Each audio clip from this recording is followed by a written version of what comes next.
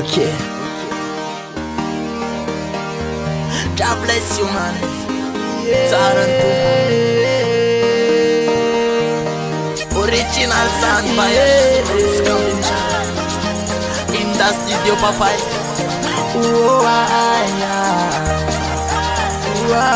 Vibration. Azon kofi de rana mane. Pavunje ray malala ni maditra anao fa mia mind fanahy isan'andro. Tsy mba misy eritreritra nideranao lay mpitsinjo isan'andro. Favarina amin'ny liba manao zay mafaly kanefa kinanjo.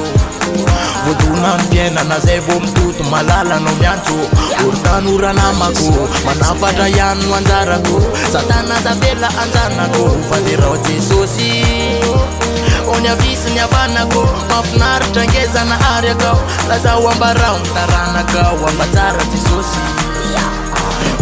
Sakaiza tsy fantatrao ve zamo Jeso. Inena fifi efa ny volano. Memika Joseph fandray tsisy garano. Sakaiza tsy fantatrao ve zamo Jeso. Inena fifi efa ny volano. Joseph fandray tsisy garano.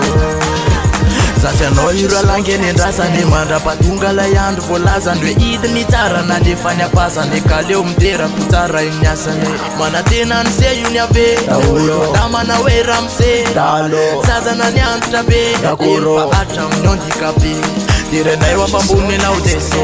Direnay fenao ny nato izao. Direnay amin'ny taleta nomenao. Direnay amin'ny azonto. Diralaza iriaja uanandria manitra. Sakaizako tsy fantatrao ve zamo Jeso. Inena fifi efa ny volano. Memika Joseph fandray tsisy garano. Sakaizako tsy fantatrao ve zamo Jeso. Inena fifi efa ny volano. Memika Joseph fandray tsisy garano.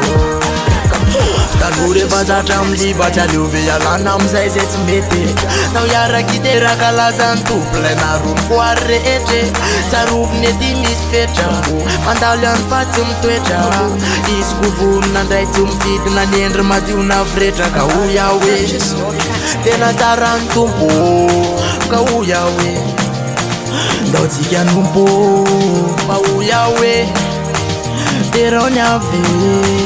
Ho Yawe